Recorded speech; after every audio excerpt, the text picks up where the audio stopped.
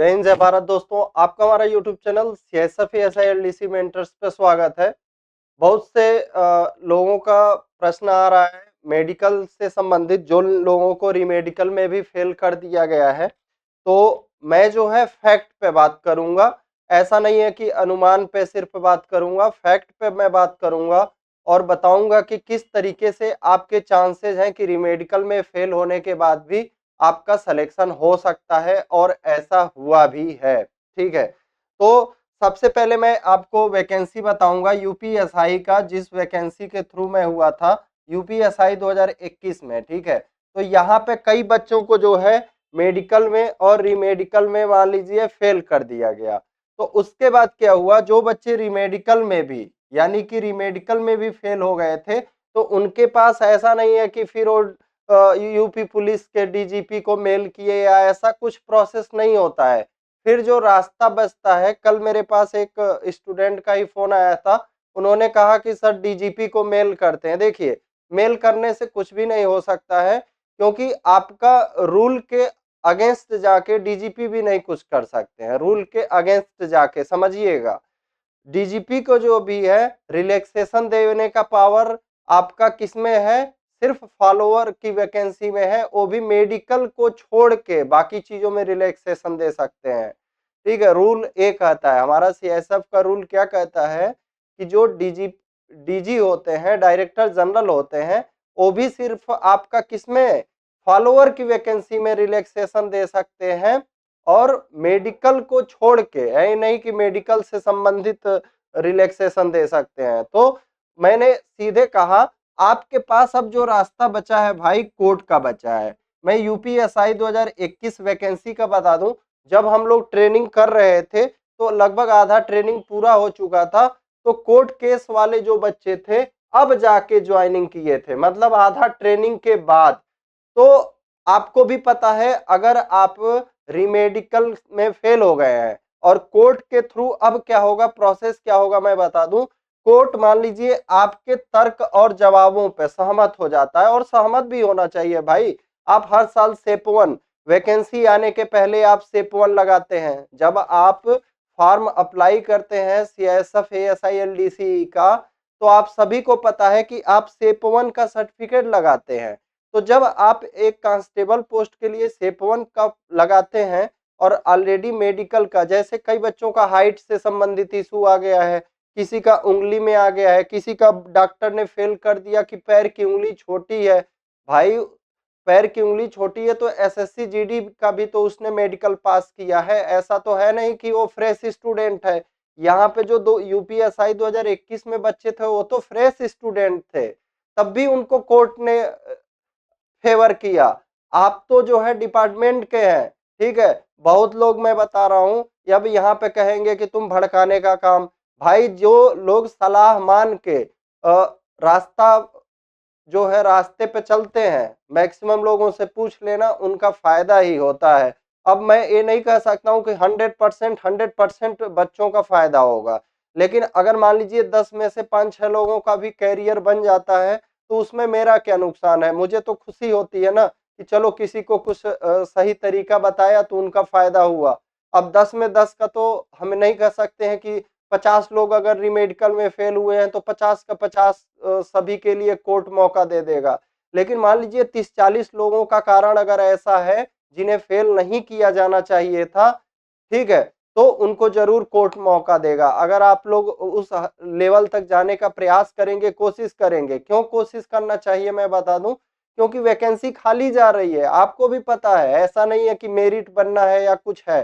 ठीक है, वैकेंसी खाली जा रही है, तो मैं यही कहूंगा दोस्तों, आप प्रयास जरूर करो। ठीक है, मैं वकील का नंबर भी ग्रुप में डाल दूंगा, टेलीग्राम ग्रुप में, या आप मुझे पर्सनली, आप लोग एक मेडिकल वाले, जितने भी रीमेडिकल वाले बच्चे हैं, एक व्हाट्सएप ग्रुप अपना बना लीजिए, मैं आप लोगों को नंबर दे दूंगा। ठीक है, जो भी आप, या खुद से भी कोई अच्छा वकील ढूंढ सकते हैं, आपकी जानकारी में हो दिल्ली हाई कोर्ट में, तो आप खुद से कर लीजिए। क्योंकि अगर आपको लगता हो कि सर का शायद इनसे कोई कांटेक्ट हो, क्योंकि मैंने आज तक खुद पर्सनली इनसे कभी नहीं बात किया है, ताकि कोई ये ऑब्जेक्शन ना कर सके कि आपका बातचीत होता था और आपको भी शेयर मिलता हो केस में।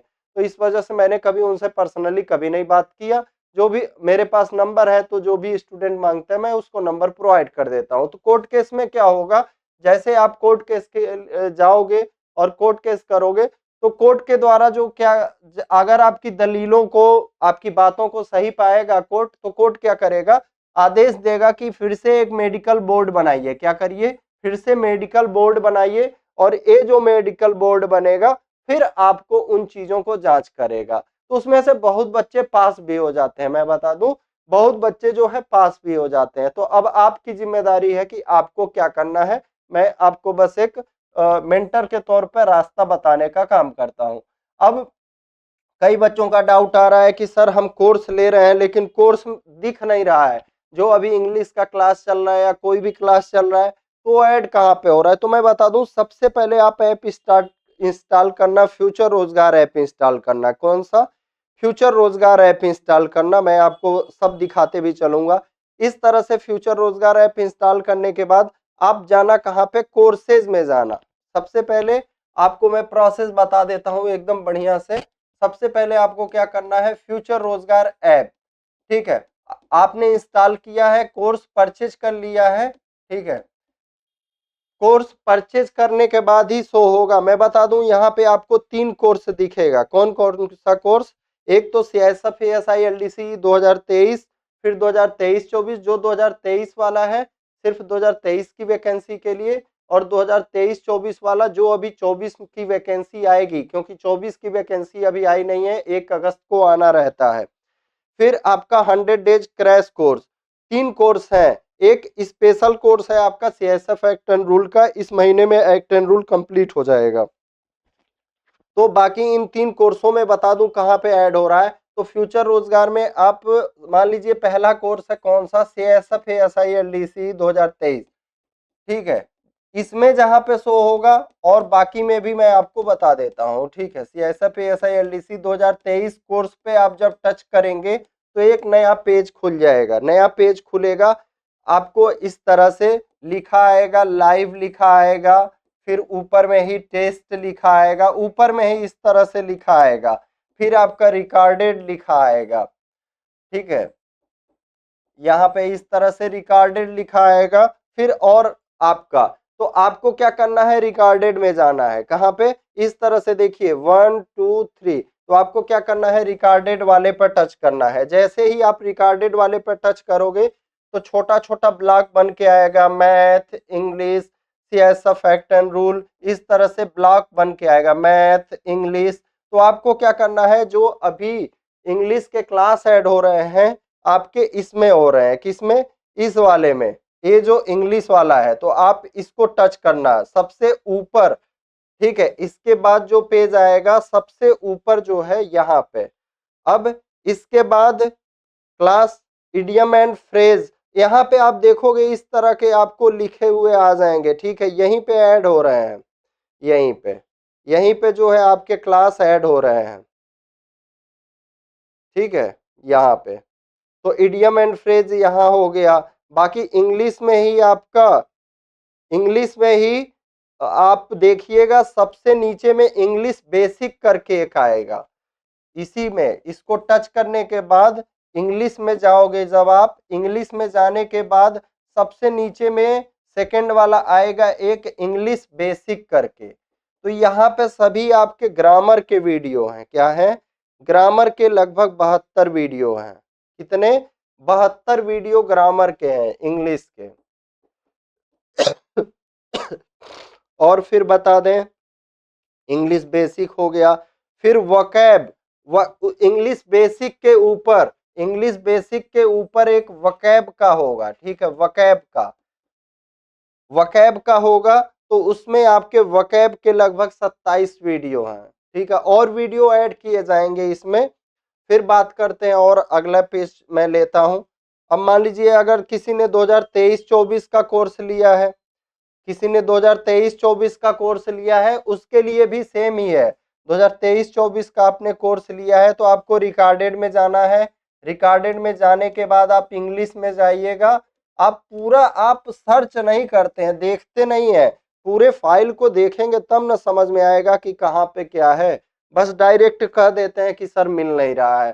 भाई कोर्स लेने के बाद आपको खुद देखना है कि कहाँ पे क्या चीज है। एक पेज निकालिए, उसमें देखिए कि हर एक फाइल को आप चेक कर लीजिए कि कहाँ पे क्या चीज है। ठीक है, फिर आ जाते हैं हम लोग जो 100 डेज क्रैश कोर्स है, उसमें कैसे दिखाई दे रहा है। इसमें जो है 3 फ़ोल्डर दिख जाएँगे 100 डेज़ क्रैश कोर्स वाले में। अभी इसमें रीज़निंग और जीके नहीं ऐड किया गया है, वो ऐड किया जाएगा।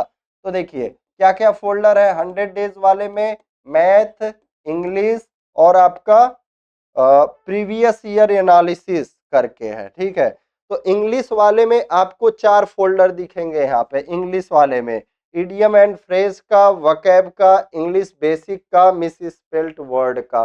तो ऐसे ऐड किया गया है, ठीक है। आप उसको परचेज़ करने के बाद ओपन करते हैं तो पूरा हर एक चीज़ को देखिए, एक-एक चीज़ को पेपर पे लिखते रहिए कि कहाँ पे क्या फ़ोल्डर बना हुआ है, ठीक है। आपको सभी चीज़ें मिल जाएँगी। ऐसा नहीं है कि एक व्यक्ति को 2 कोर्स खरीदने की आवश्यकता है, ना।